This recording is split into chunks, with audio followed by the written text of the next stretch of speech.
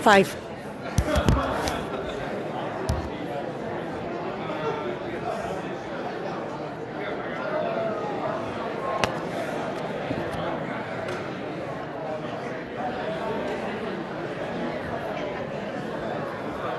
It's 5 o'clock, so we're going to get started straight away.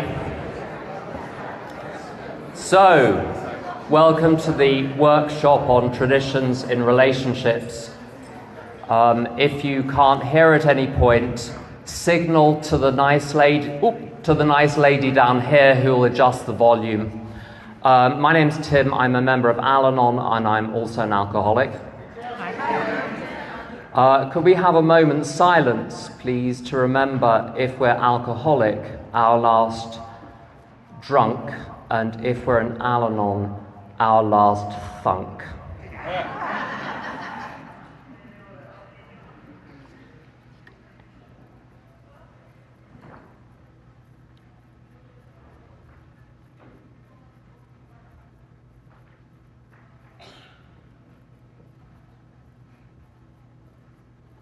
Thank you. And now Paulette is kindly going to read the 12 traditions of Al-Anon for us.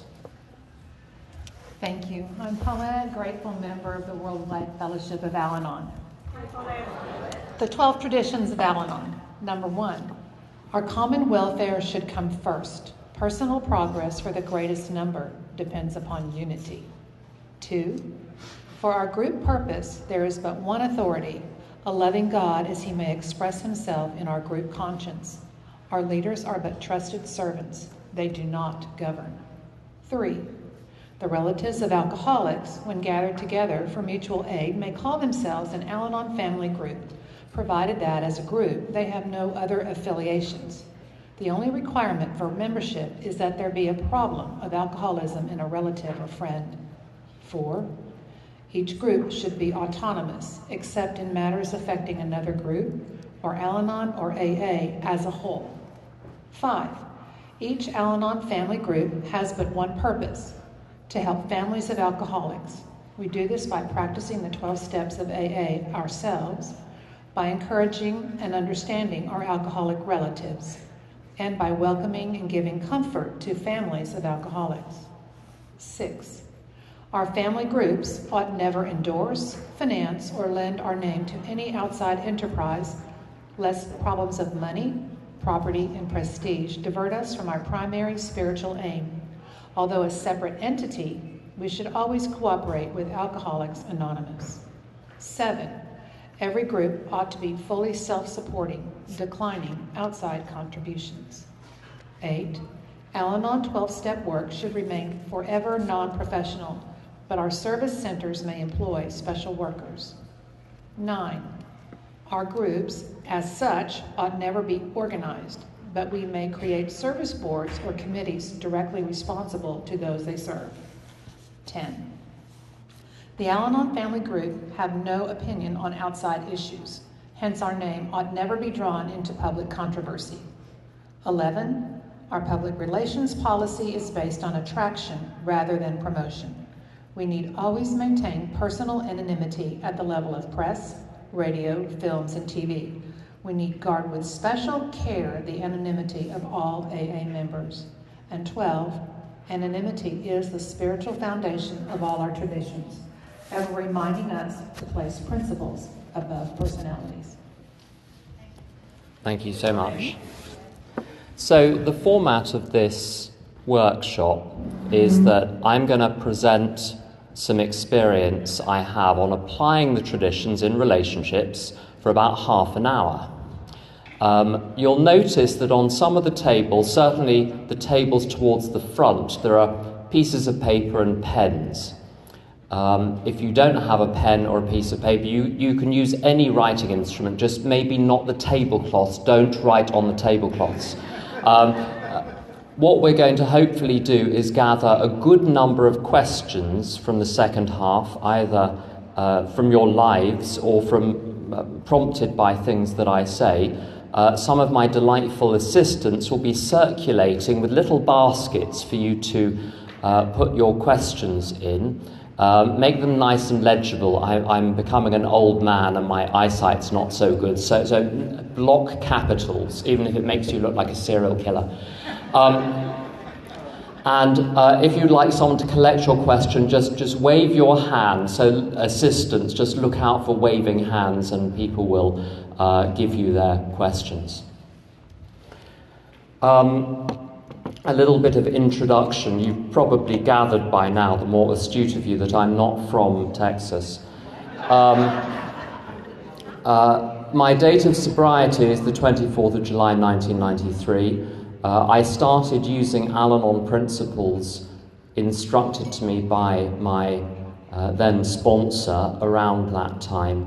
I first went to an Al-Anon meeting in 1995, and my Al-Anon experience has been fitful since then, but I'm very heavily involved in Al-Anon now. My AA home group is in London.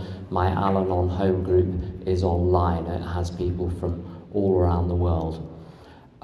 It's controversial to talk about applying the traditions in relationships. Between you and me, I did a little workshop somewhere with someone who's very well known at talking about the traditions, and when they discovered that I wanted to talk about the traditions in relationships, they refused to share the platform with me. We had to do separate workshops. So my experience, however, this is not to detract from using the traditions in their original sense, with their original purpose, to help preserve the integrity and function of AA groups and Al-Anon groups, and also the fellowship as a whole. It's been my experience, however, over the 30 years I've been in recovery, that the steps provide an absolutely perfect structure for running my life, for clearing up the past, for giving me a structure for the day. But lots of the detailed principles for how to actually navigate and negotiate ordinary, everyday situations, whether it's in relationships or at work, come from the 12 traditions and the 12 concepts. The principles of patience, tolerance, kindness, and love obviously are contained within the big book of Alcoholics Anonymous and are all through the Al-Anon literature. But as any Al-Anon member will tell you, you try to practice those principles in a difficult domestic situation. It's not always clear what the loving thing to do is. It's not always clear what the kind thing to do is. Sometimes what is loving and kind appears to the person who's on the receiving end as anything but. Sometimes what they think is loving and kind is actually anything but. So the traditions and the concepts I find immensely helpful. If anything I say is useful, I'm absolutely thrilled. And if it's not, you've wasted but an hour of a long weekend, so there'll be no harm done. To begin at the very beginning, one tiny thing. My credentials for talking about relationships at all. I'm a member of AA, I'm a member of Al-Anon, but I also work with a lot of people who are members of SA and SLA, Sex and Love Addicts Anonymous, because I have had tremendous problems in those areas. I personally have solved those within AA and Al-Anon. But I was a walking catastrophe in every area of my life when I came into recovery. So not just alcohol, not just substances, not just tangled relationships, but all sorts of other antisocial behaviours. I knew nothing when I got here. And I had a string of, as I say, disastrous, catastrophic attachments behind me. I've had 2 long relationships since I've been in recovery, one for 8 years with another member of AA, which was very good, but we grew apart and parted amicably. I've been with someone else for almost 20 years, who is not in AA and who is not in Al-Anon, and that's the relationship I'm going to talk about. So all 12 traditions I find useful, and I'm going to go through all 12 of them. But I'm not going to start at 1, I'm going to start at 5. So in AA and Al-Anon, there's a particular primary purpose in relation to alcoholism and anonism. And you say, well, how do you apply the notion of a primary purpose in a relationship? My primary purpose of relationships, of intimate relationships when I got sober, was to flatter myself by finding someone flattering to have a relationship with that I could show off to someone else with, to mend my wounded self-esteem, to exchange my worthlessness for their valuable goods, only to discover they were doing the same, and sex. Those were my purposes. The purpose of my relationship that I'm in right now, we're married. A number of years ago, someone gave us an anniversary card, which was of a small rowing boat. And as you look up at the prow of the rowing boat, there were two dogs sitting in the prow of the rowing boat, just gently as it was sailing down the river. And it occurred to me that this was the perfect image for what the purpose of the relationship is. If you've ever tried to paddle down a river yourself, it's very hard work. If you're in a little boat gently sailing down the river, you don't need to do anything. The river will carry you.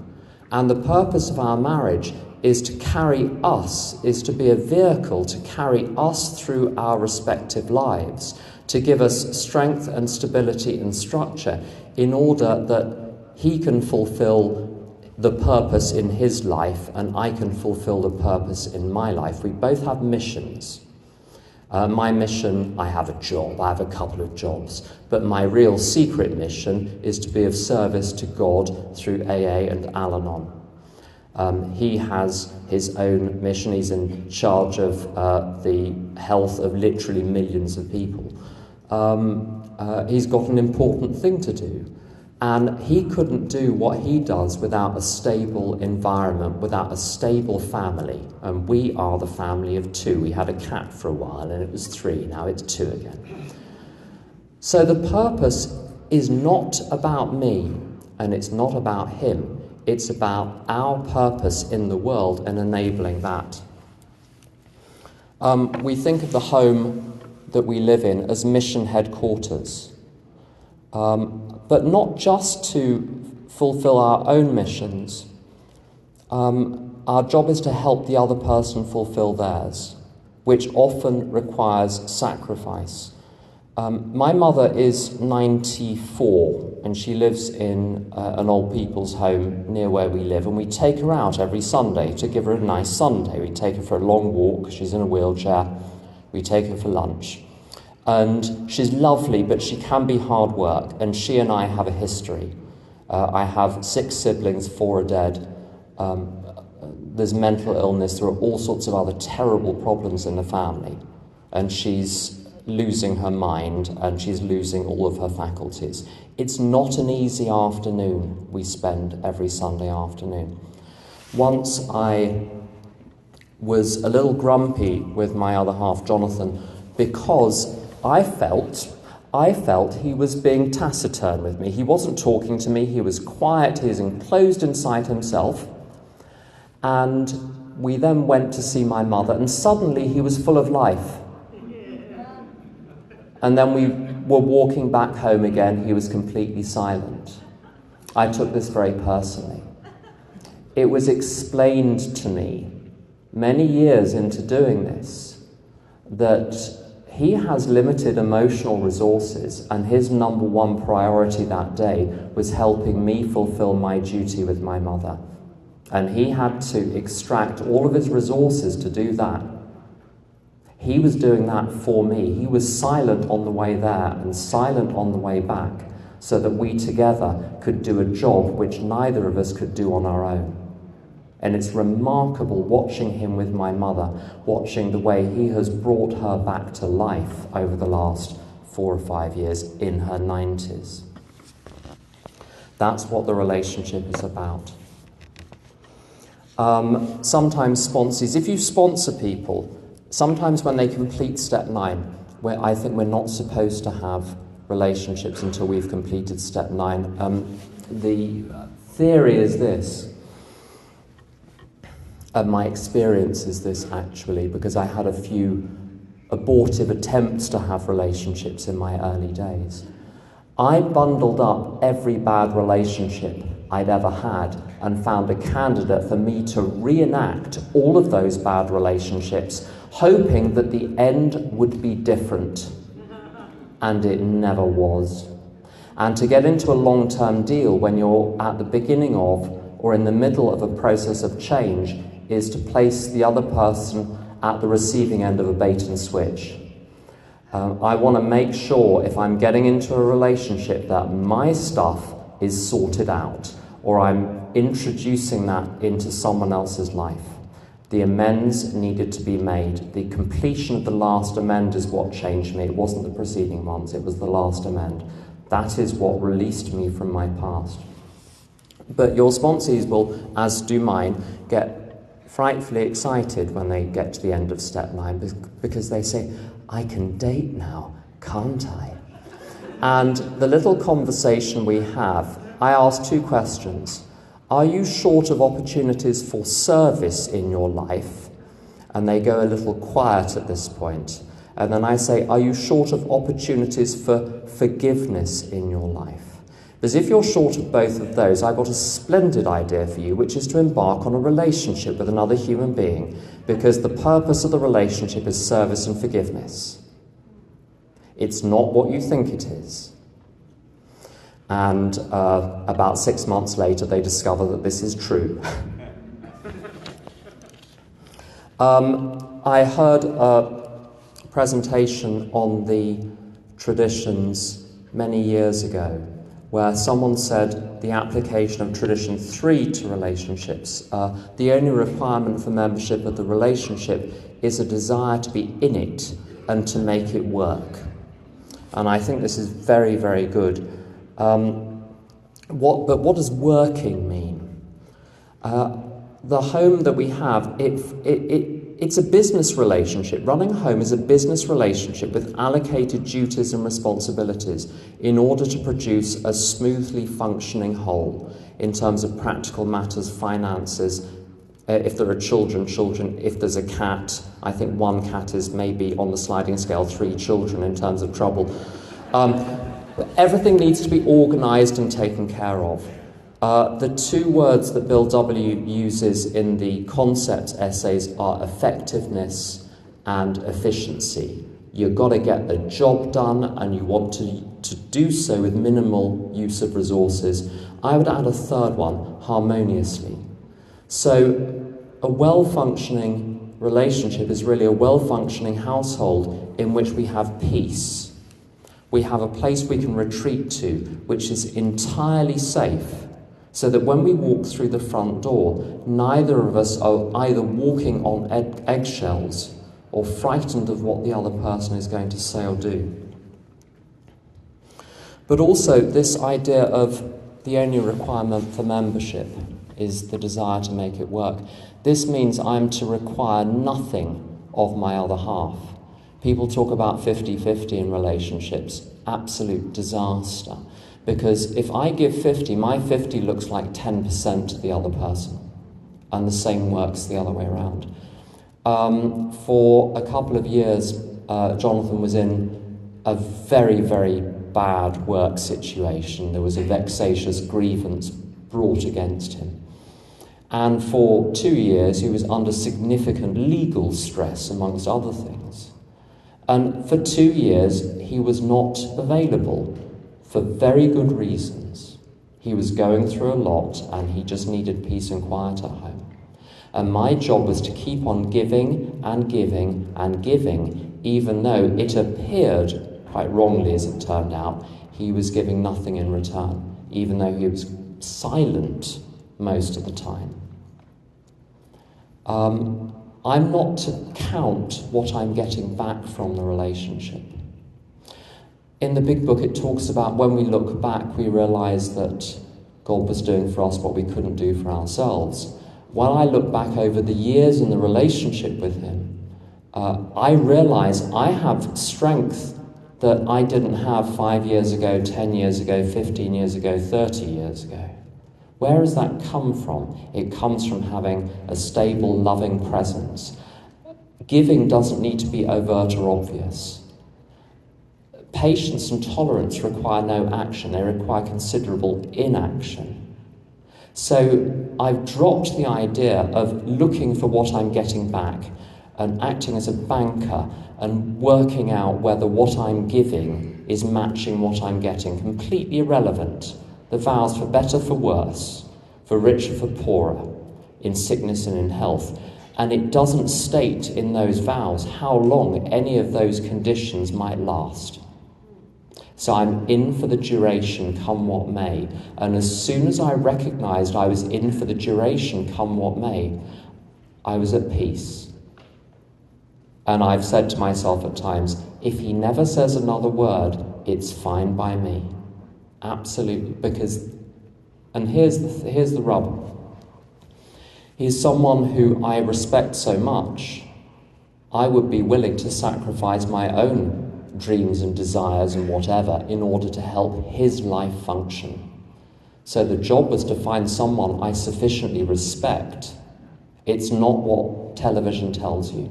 It's the opposite of what television tells you.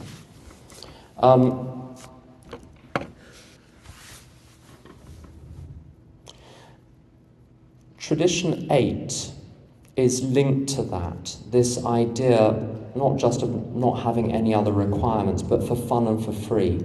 Professionalism is about doing a very good job, but getting something in return, getting money, power, property, prestige in return for good performance.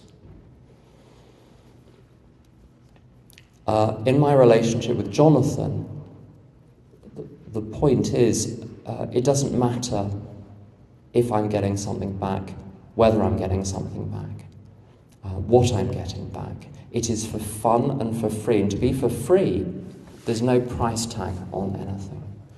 I think I probably got the better deal of the two of us, but that was not how it seemed for a number of years. Sometimes it takes many years of being silent and not trying to bring up this topic as a problem before I realised that there was no problem to bring up. Unity, tradition 1. Many years ago, I was... by the way, if the little helpers could start circulating with the baskets to collect questions, that would be great. And so start thinking of thorny, difficult questions now. That would be very, very helpful. Otherwise, I will just talk. I really will. I'd rather be responding to what you would like to hear about. A number of years ago, I was sued by an organisation as I'm the owner, the legal owner of the house we live in, and I was sued because of tortious action, which he undertook. Very minor action, but it had a very big legal consequence. And it wasn't done maliciously, it was done entirely innocently. But he took the action, I was being sued. And the potential sum at issue was a couple of £100,000. And I remember standing in a dark room. I went into the study thinking, I need to think about this really, really hard, and then a solution will come. And remarkably, there was an Al-Anon book in front of me, and I opened it, and I read a couple of lines, and I can't remember, it was Courage to Change, but I can't remember what I read, except this. I had a little thought. He's in the other room, going through hell, worried about what's going to happen. And I got this shot directly into my mind, which said, go and comfort him. And I went into the other room and I said, no matter what happens, this situation is not going to come between us. Us being together is the only important thing. If we lose the house, fine. We'll work up from scratch again.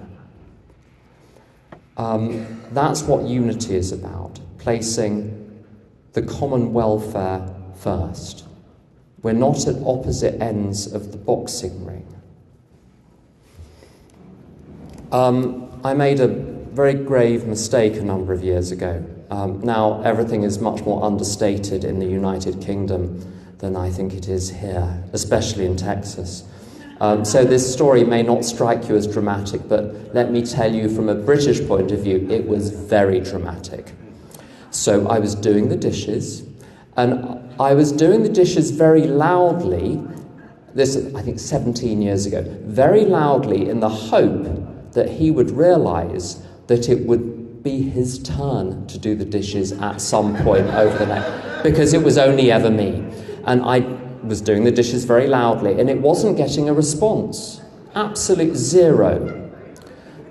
So I said, I thought I need to escalate, I need to verbalise. I said, it wouldn't hurt if you did the dishes occasionally.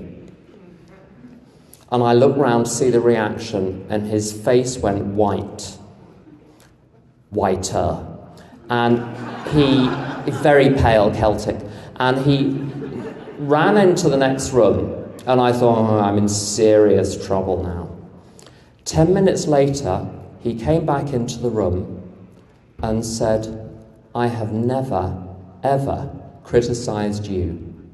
I could make a list as well. So our agreement is that we do not criticise each other under any circumstances. We don't argue. And I asked him once, why do you think it is that we don't argue? He said, because we don't want to. If it's happening, it's because you want it to happen. When I've argued with people, it's because I want to argue. If I refuse to argue with someone, there is no argument. There's one person shouting and the other person being silent. I've never been forced into an argument. Every argument I've ever been in, I volunteered for. For us, unity is the most important thing. It is what makes everything else possible. Defence. It doesn't happen very often because we choose very carefully who we spend time with. But there have been a couple of occasions where we've been in a social setting where someone has launched in on some kind of a personal attack against me. And to watch him, who is very placid, immediately leap to my defence to stop the situation dead in its tracks.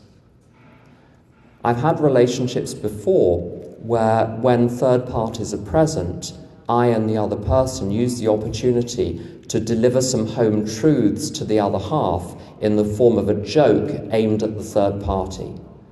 And there's none of that. And also, there's the question of bringing bad energy into the home. We're very careful who we even let into the home. And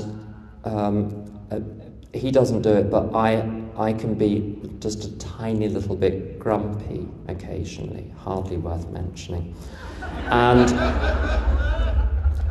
he has a way of very gently bringing me back to the unity of being at peace together. A number of years ago, when my mother was in hospital, I was rushing across London a couple of times a day to the hospital. I still had the 2 jobs, I still had the sponsees, I still had all the other responsibilities.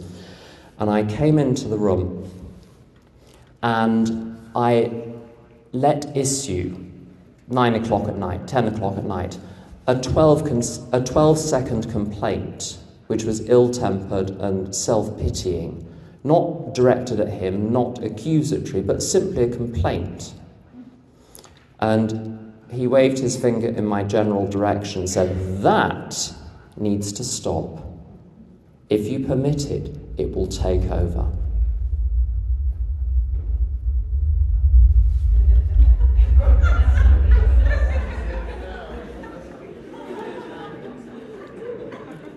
Demonic influence.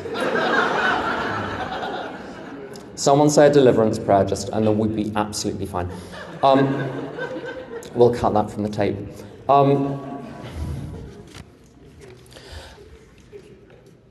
I had a work situation a number of weeks ago, and I again started to complain about an agency that I work for, and I became intemperate in my complaint.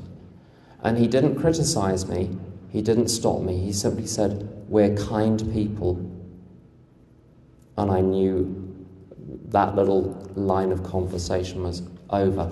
We're both very protective of the space, the sanctity of the space that we live in. We don't introduce dark materials into it in any way. Another very important point, and this is perhaps controversial. I think what I'm about to say, to some extent, differs significantly from what I've heard other people talk about with the traditions and relationships. And it's about autonomy. In the big book it talks about, so this is tradition 4 if you like the numbers, each person is autonomous except in as far as we affect the other person or the relationship as a whole. What this means is we have 3 domains. I have my personal private domain, he has his personal private domain, and then we have the common domain. Which means that we get to have, and this is where tradition 10 comes in, no opinion on the other person's private domain. I don't have a right to know what is in his personal bank account.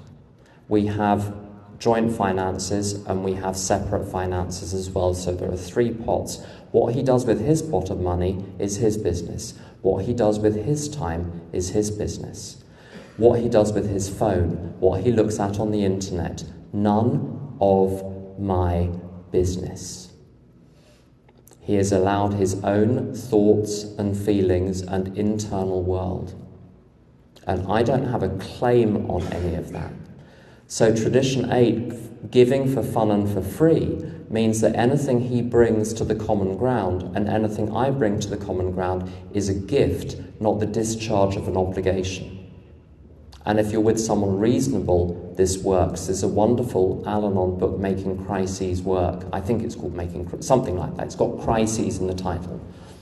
Dramatic title with a kind of soft, fluffy cover. It just doesn't make any sense at all. And it talks about not being able to expect reasonable behaviour from an unreasonable person, or rational behaviour from an irrational person, or logical behaviour from an illogical person. Because I've very fortunately met someone who's rational and reasonable and logical. We don't have to put in place artificial structures. He is allowed to exercise his judgment to decide what to bring into the relationship, and I'm allowed to do the same. I was given, many years ago, an hour with a gentleman in San Antonio who's been sober since 1957. I was having some problems internally in relation to my relationship with Jonathan. And this gentleman in San Antonio, who'd been married for many decades, said, "Do not bring your darkness into the relationship and make it his problem." I've got a friend called Edwina who said, if you want to kill a relationship, be entirely honest. This goes absolutely against a lot of what one hears even in recovery. Now, what is meant by that is not that one should engage in deception or fraudulent action, but when I've got a resentment, let's call it that, or a grievance against Jonathan, I'm in illusion. If I were to disclose that to him, when you ... I feel ... it hurt me when you... I'm bringing illusions into the relationship. That's not real. The whole point about the program is to realize that any darkness of mine is an illusion of my own making. It needs to be dealt with away from the relationship. And looking back, I can see many periods when he's had to do his own work because of my behaviour. And he's done it. Because we're both reasonable, you'd think, well, how can this possibly work? Surely you have to point things out or they'll never realise. We're both observant. We seek to be observant. So we're looking for how our behaviour is affecting the other person. And we've got two extra mechanisms which are very helpful. The first one is I'll ask on a regular basis, is there anything you'd like me to stop doing? Is there anything you'd like me to start doing? Is there anything you'd like me to do differently? And every single time there's been an answer to one of those questions, mostly there's no answer at all. He just smirks and gets back on with whatever he's doing. But once he said, I don't want to wake up to little post-it notes with things to do. It was really bugging him, and I had no idea. But I actively invite that feedback. We also have the notion of a polite request, and a polite request is a request which, if it's turned down, elicits no complaint from the requester. If there's complaint, there's manipulation and a demand. And the request needn't be justified. The request must stand on its own merits. There's a principle in Tradition 11 about attraction, not promotion, which if you read Language of the Heart, which I'd recommend greatly, talks about the avoidance of aggressive marketing and promotion activities. We let AA's reputation sort itself out. We don't need to sell it.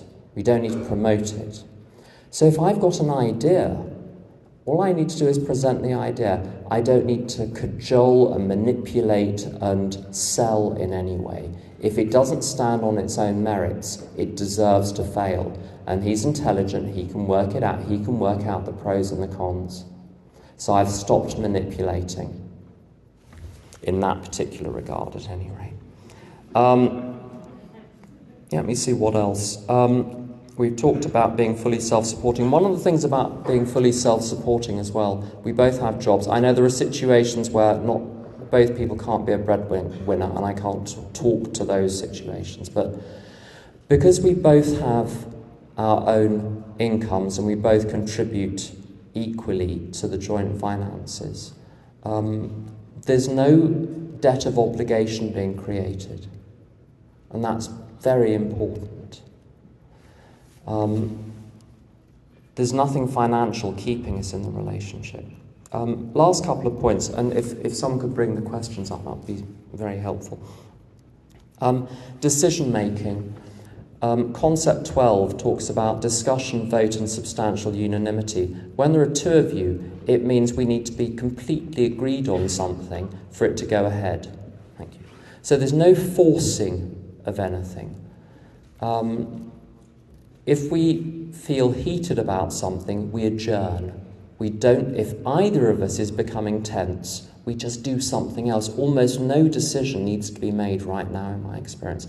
It's very rare there's a crisis which commands an immediate response. And in those situations, those are usually very clear as to what to do. We don't argue because we don't want to argue, so we don't. Tradition 2, we've both got, he's not religious or even, he claims not to be spiritual. I disagree with him on that. I think it's just a matter of terminology. But he's got a spirit of peace about him. So the decision-making is in a spirit of peace. If we can't bring a spirit of peace to it, we take ourselves away. We often take ourselves actually out of the flat so that that disquiet does not poison the common environment. Anonymity and invisibility. So anonymity, principles before personalities. When he's going through a hard time and he is, whilst at home, preserving his energies for his considerable duties that he must discharge in the outside world, which often involve being under considerable public scrutiny and attack. When he's at home, he's just quiet. Sometimes he just is tucked up in bed with a cup of coffee and his book, and that's the weekend. Fine. What I do this is principles before personalities. I put my personality in the cupboard. So what's the principle? The principle, what can I be here? I can be a good housekeeper. So I simply go into housekeeper mode. Cook, clean, look after, ask if I can do anything, and otherwise make myself invisible, just like in the royal household. To set aside everything I think I want. I'm no pushover in everyday life. I don't know if that's come across at all. But at home, there are times I need to be 100% meek if the relationship is going to work. And looking back, I can see he's done that 1,000 times himself. What he does for me, most of the time, is invisible to me. Looking back, I see it. An organisation, I think it's well said that procedures are there to make up for incompetence. The competent don't need procedures. So we are organised as little as possible.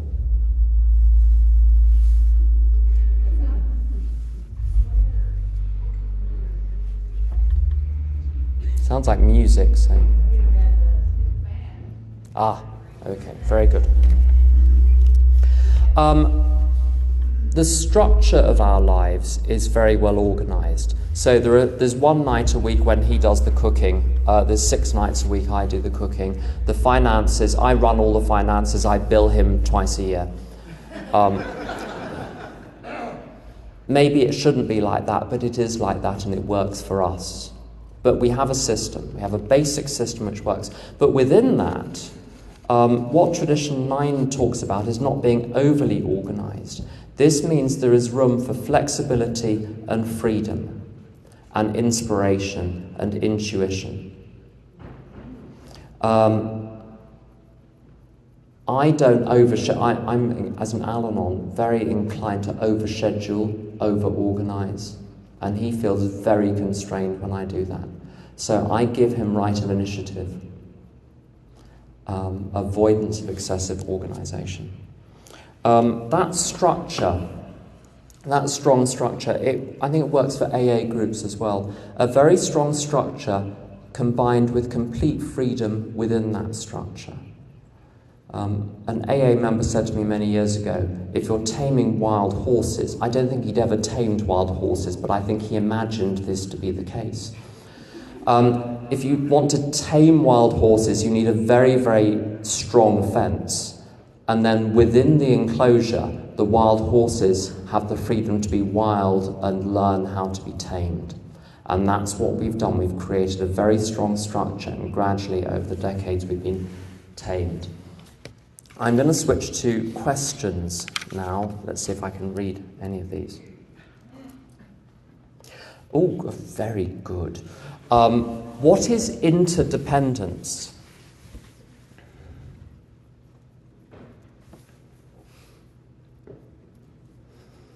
The reason I'm hesitating, well, let's talk about codependence, which is an unpleasant buzzword which we borrowed. It's a sort of elephant in the room when you talk about relationships. I think a very helpful definition of that term, certainly as far as I'm concerned,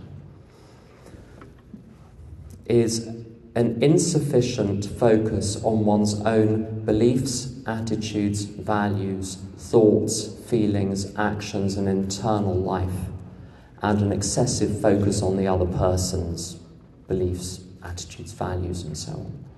So each person is focused on the other, but completely unaware of what they're doing.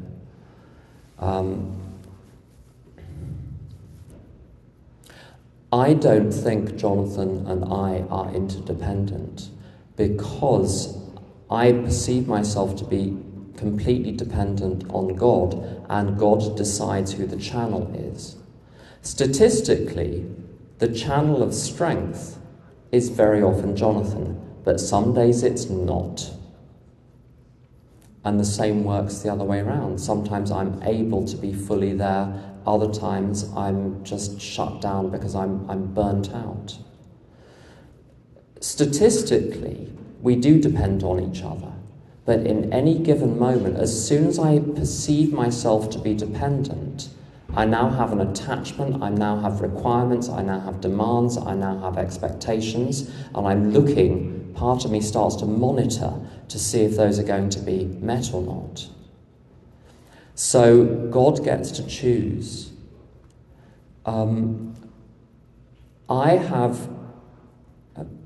Jonathan's physical health is odd, and I won't go into it any further than that. He's a complete sort of mystery physically. There's a lot of medical things he's never told me about. And I've thought, what happens if he dies young? He's about the same age as me, so we're in our 50s. And what I've done is pre-grieved. Now, obviously, that doesn't even scratch the surface in some ways of what happens when one or the other person goes. But what it does, to be comfortable in the relationship, I have to be comfortable, at least in principle, that it could be removed from me at any time. Whilst I'm sitting there worried what would happen if he weren't there, I now have a dependence. I hope we're together forever, and that forever is a very long time indeed. But I've envisaged what would happen.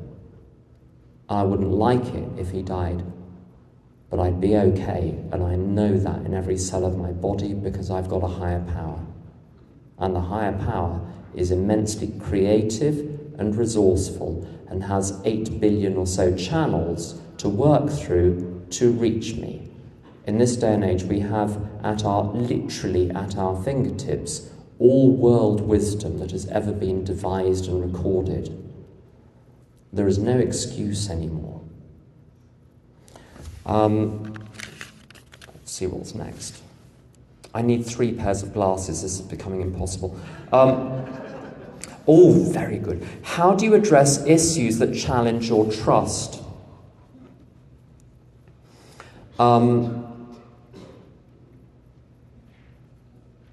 I talk to a lot of people. I use WhatsApp for most of my communications, and I counted through my WhatsApp a while ago how many people I have contact with per year on WhatsApp. And it's about 900, and about 860 are in AA or Al-Anon or similar. So I have an awful lot of contact with people in recovery, and quite a lot of those contacts are about relationships.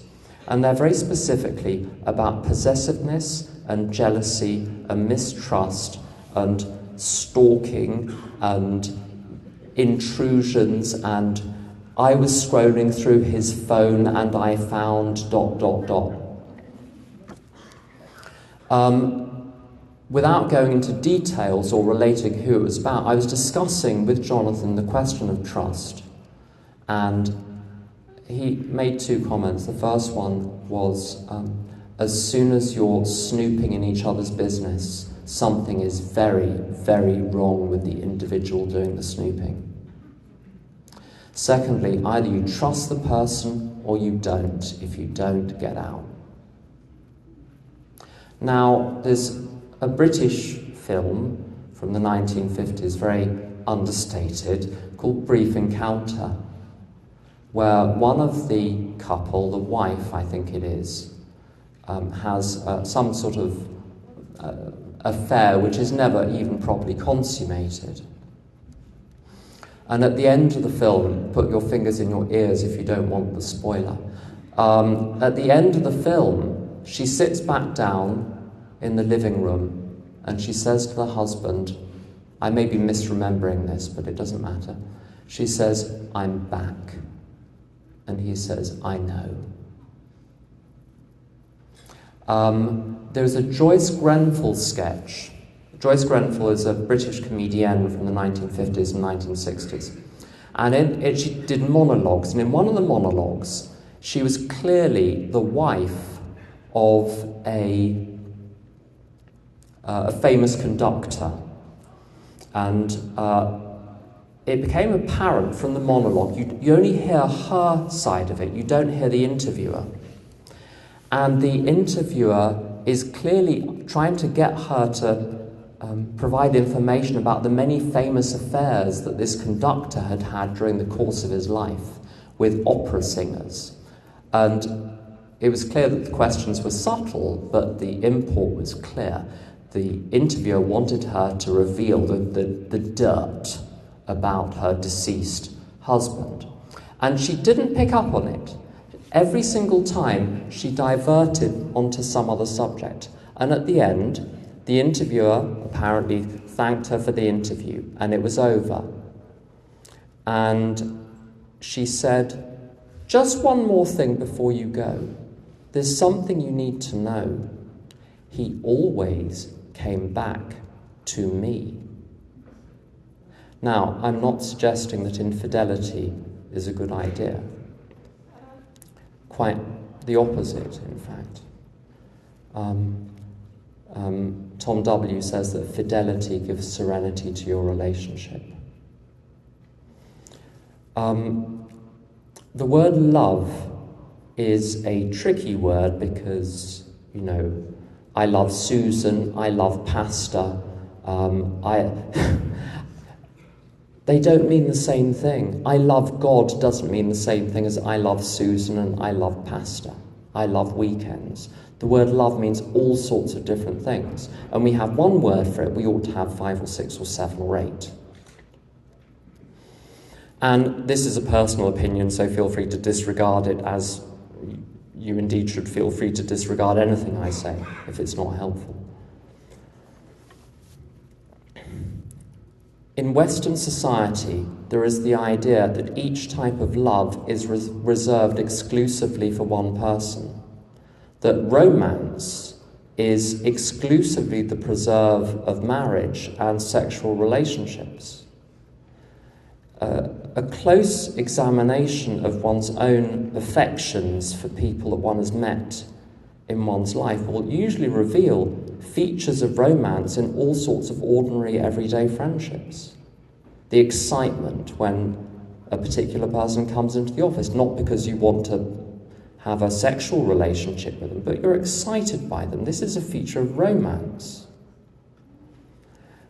These different forms of love are very difficult to distinguish from each other and can merge, and they're constantly changing.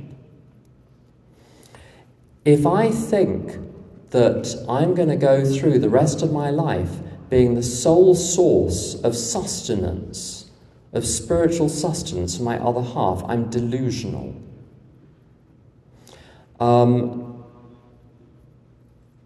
To my knowledge, and I think I'm right, Jonathan has never been unfaithful to me. Once we were sitting together, and it was late at night, and he was texting a lot. And one day he said, "I just need you to know I'm very fond of," and then he named a person. This did not mean that they were going to run off with each other. It did not mean they were having sex. But he was looking after someone and he was excited, and it was a new friendship which was very important to him. And my job was to accept what was happening. And those sorts of friendships in both of our lives have become a very important part. The family does not stop at the door. It extends out in love to all of the people we know. And the names and forms of those loves are constantly changing. But we trust each other to remain the number one person for the other person, and not to mess around with any other dalliances either. But feelings and affections are a different matter. Not to say that those feelings and affections should supplant the relationship. They don't. The number one person is the number one person. But I'm not looking to be the higher power to him, and I'm not looking to him to be the higher power to me. So there's no interdependence. We both have reliance on our inner resource, but we're committed to each other. I think that's a better word. So many questions. I wish we had a day, but we don't.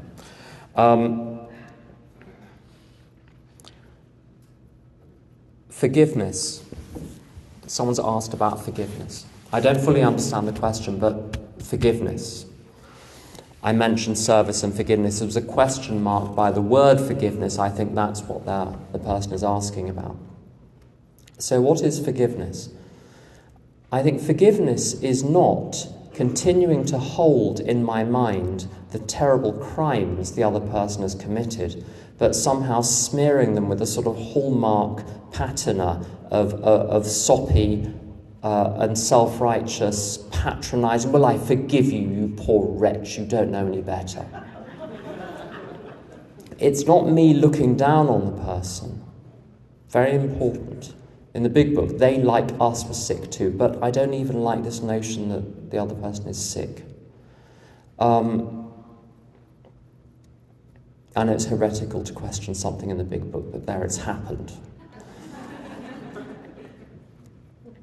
In A Course in Miracles, which is very interesting, it talks about forgiving people for what they never did. The injury that I perceive someone else to have been inflicted has not been inflicted by them. I have taken that action, turned that action into a dagger and stabbed myself with it and then blamed them for it.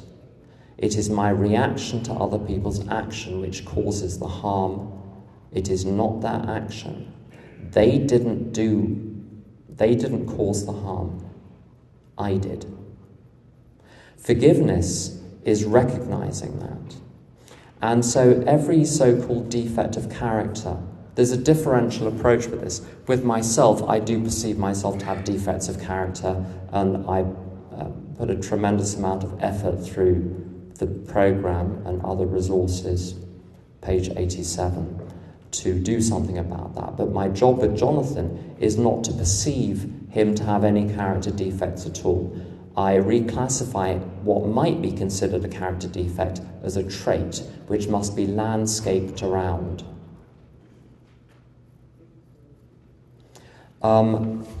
There's an American rabbi of Czech extraction called Manis Friedman, who is exceptionally interesting on the question of relationships. And he wrote a book about modesty, which is not a very common word. If you look on the television, not many people are talking about modesty. And he said one aspect of modesty is that, the standard form of modesty, if someone becomes accidentally naked, one would look away in order to preserve their modesty. If someone behaves badly, look away. Let them be themselves and work things out in their own time. Maybe they'll change, maybe they won't. But this is a package deal. In the period of assessing whether or not to enter into a long-term relationship with Jonathan, that was the point at which I was assessing, are there any major deal breakers here? But as soon as the decision was made, this is the keeper, and it was a few weeks. As soon as the decision was made, that whole due diligence, when you're having mergers and acquisitions, you build a due diligence team to do a due diligence on the acquisition target. But once you've acquired the firm, the due diligence term is disbanded. They're gone. So once I decided this is the one, that team had to be disbanded. It was no longer my job to assess faults and virtues and to balance them up and to produce a mental scorecard. My job is to accept him exactly the way he is and to rejoice in everything I see in him. And I think that's a very good point to stop. Shall we close with the Serenity Prayer? Shall we stand up? Why not? Good exercise.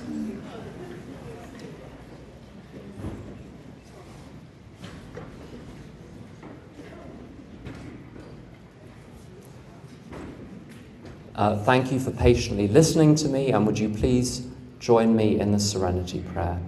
God, grant me the serenity to accept the things I cannot change, the courage to change the things I can, and the wisdom to know the difference.